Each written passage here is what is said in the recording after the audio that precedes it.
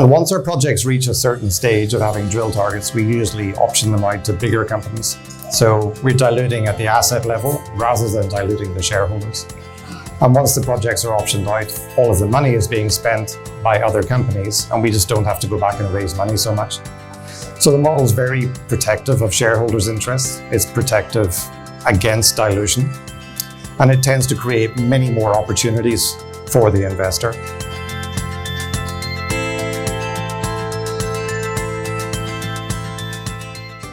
Hello and welcome to the Assay TV. I'm joined by Keith Henderson, who is President, CEO and Director of Latin Metals, on site at 121 Mining Investment London. So thank you for joining me today. Oh, a pleasure. So let's start. You've built Latin Metals around a generator model. Can you share more about what this means and how it creates long-term value, especially in the current volatile market situation that we're in right now? Yeah, absolutely. If you're familiar with the mining industry, as you're sitting in Vancouver looking at all the other junior companies, they're more or less all doing exactly the same thing, which is that they acquire projects, they raise some money, they spend the money. And since it's such a high-risk industry, and since failure is common, usually they have to go back to the market and raise some more money. So if you're an investor and you have bought shares, over time, you just tend to get more and more diluted as time goes on. And after 5 years, you're wondering why you invested at all. We do things a little differently. This prospect generator model, we spend very little money. We raise very little money. And once our projects reach a certain stage of having drill targets, we usually option them out to bigger companies. So we're diluting at the asset level rather than diluting the shareholders. And once the projects are optioned out, all of the money is being spent by other companies, and we just don't have to go back and raise money so much.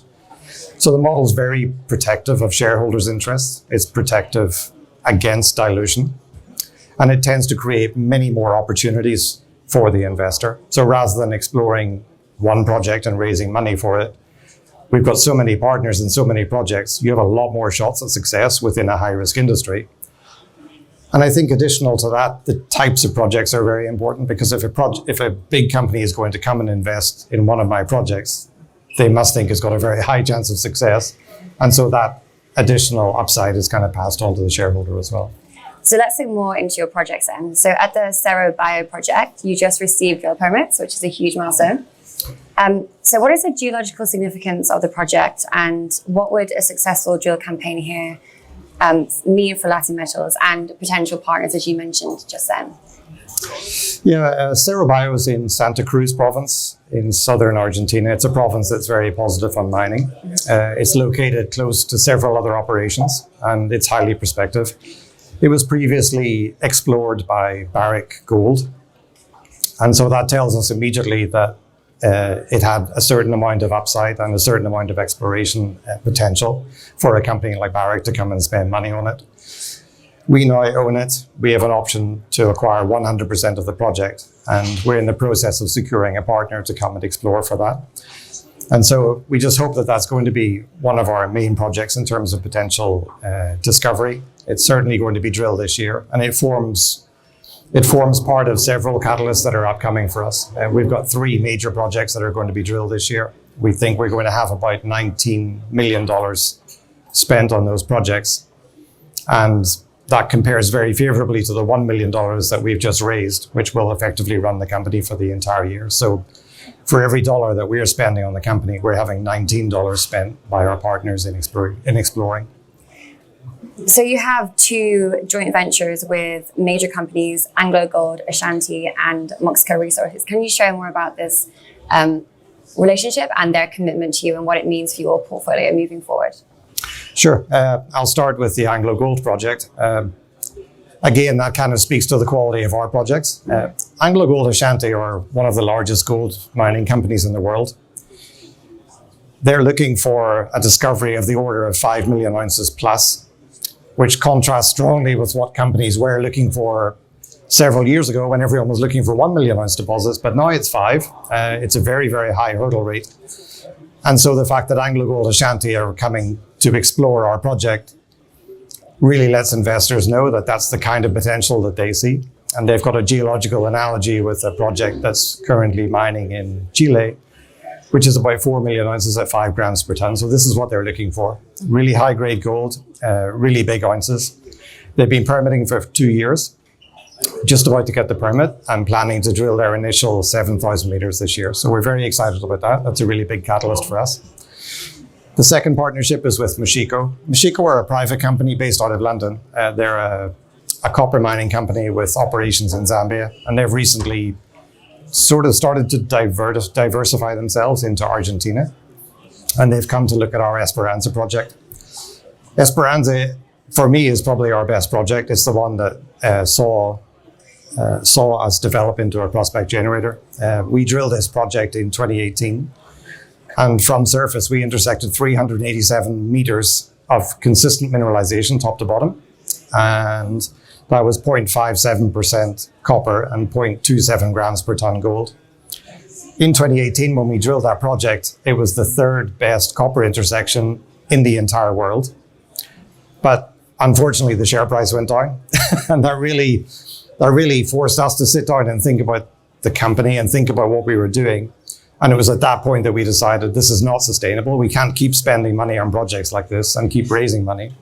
So let's pivot, let's become a prospect generator, and let's take projects like this, get them into the hands of partners and let them spend the money. And that's kind of how it all started for us. So looking more at the structure of the company, you also have a strong insider support from key shareholders. Can you share more about this and how they align with your vision and your execution of the company? Yeah, I think shareholder structure is the most important thing. If you've got a lot of shareholders and they all want to sell your shares every time they go up a few cents, you're really going nowhere. And so having tight control of the company is really important. On the insider level, we've got 45% of the company sitting with one director, with me, and with other people that are working with the company. Those are 45% reporting shares. They are definitely not for sale.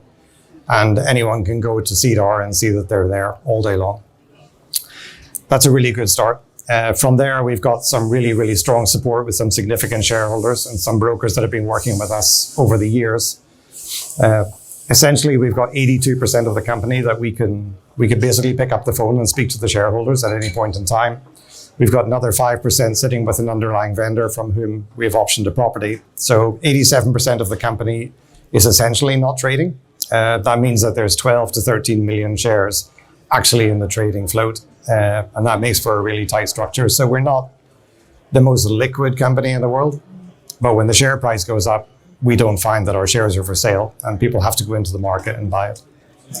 So to wrap up then, you've already mentioned a few catalysts that investors should be looking out for in the next few months. Can you just summarize any more milestones and news that our investors should be looking out for? Yeah, absolutely. We've got about 25 news releases that we're expecting to issue over the course of the year, which really helps people. People get to see news consistently coming. The big ones for us are the 3 projects that we expect to be drilling in 2025. As I mentioned, $19 million worth of drilling and exploration on 3 different projects. Those are major milestones, lots of news releases. And even if one of those projects is successful, I think it'll be pretty transformational for the company. So we're excited about those. Very exciting. Well, Keith, thank you for joining me today. Thank you very much. And have a great rest of your show. Lovely. Thanks, Melinda. Thank you very much. Bye-bye.